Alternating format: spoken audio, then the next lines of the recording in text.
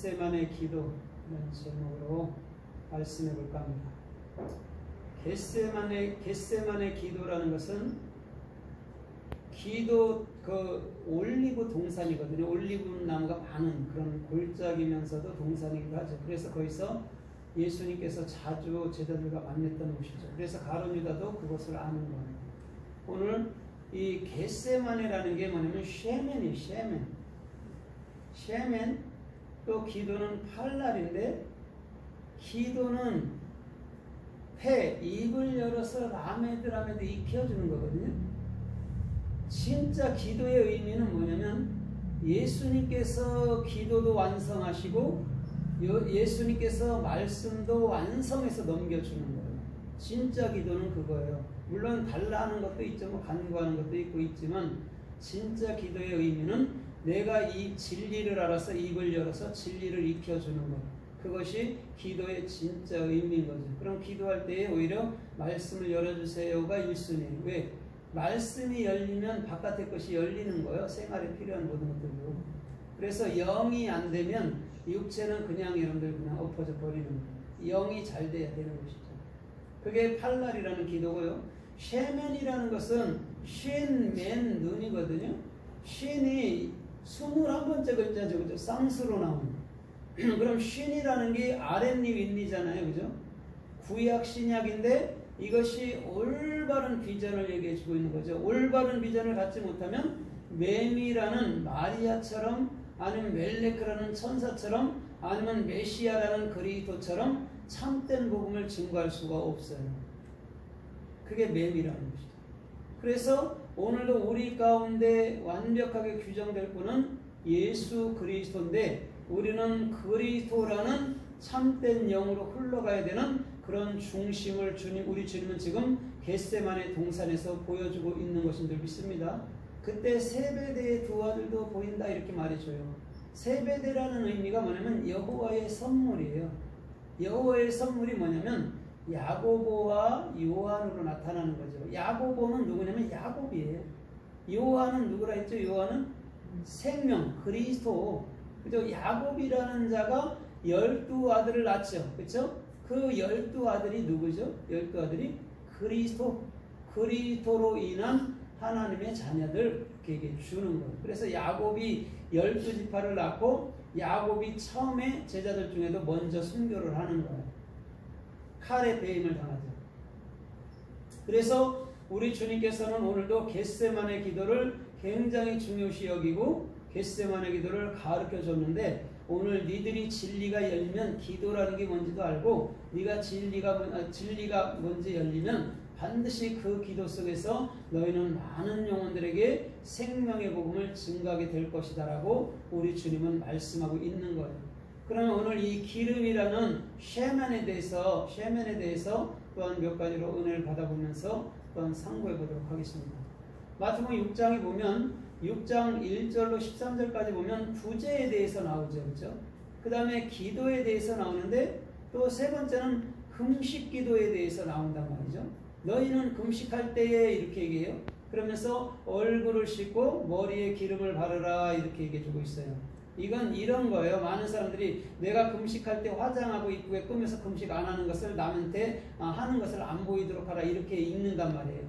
근데 거기서 말하는 금식이라는 건 뭐냐면 내가 율법에 대해서 이제 죽겠습니다 할 때가 금식이란 말이에요. 먹을 게 없으니까 죽잖아요.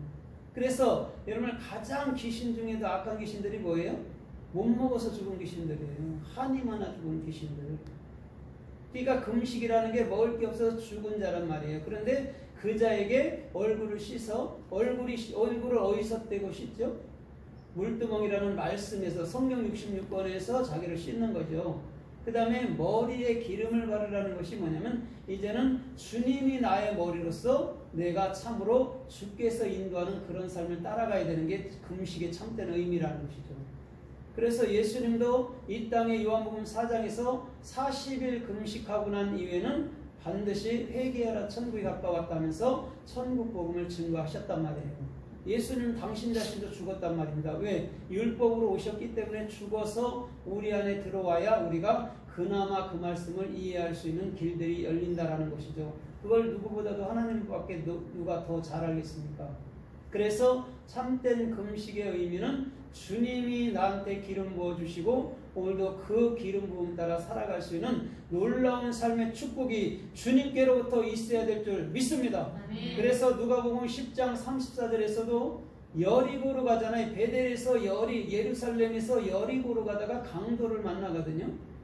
근데 그 강도를 만나서 반이 죽어버렸어요.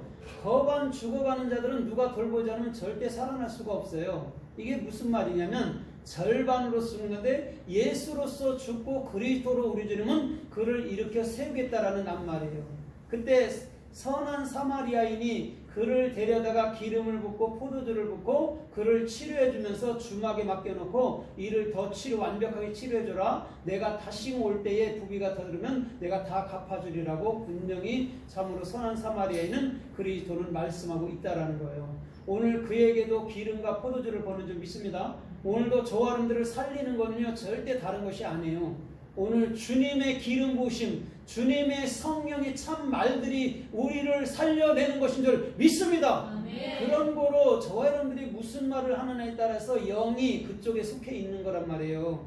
부정적인 자들은 맨날 부정적인 말만 할 수밖에 없단 말이에요. 그런데 참된 생명의 말을 하는 자들은 부정적인 것보다는 오늘도 주께서 해주심을 기대하며 주께서 원하는 생명의 존귀한 길들로 나아갈 수 있는 삶의 축복이 주님께로부터 임하여 오는 줄 믿습니다. 네. 그래서 선한 사마리아인은 누구죠?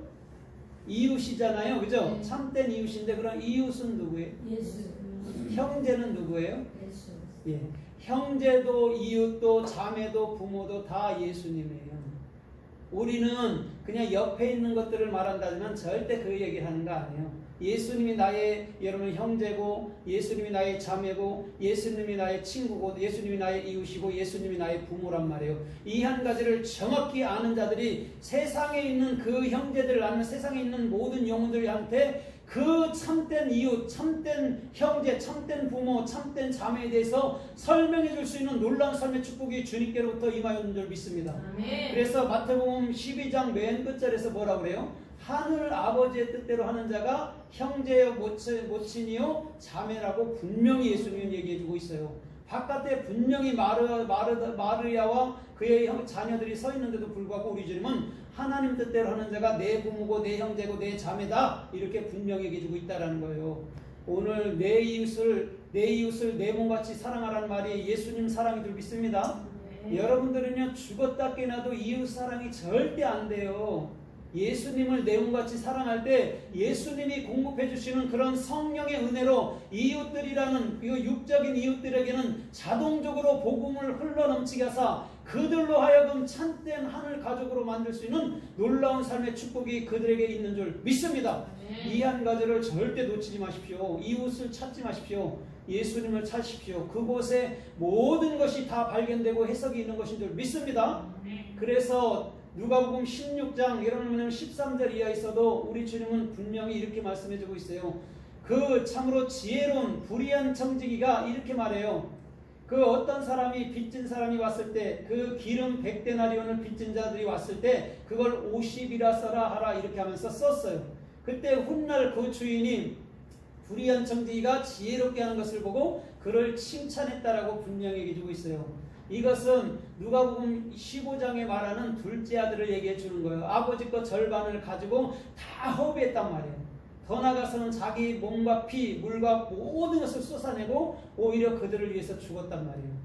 그게 첫째 아들이라는 그리스도로 가는 길인 줄 믿습니다. 아멘. 다 허비했대요. 누구한테? 창기들한테. 우리가 창기들이지 누구예요?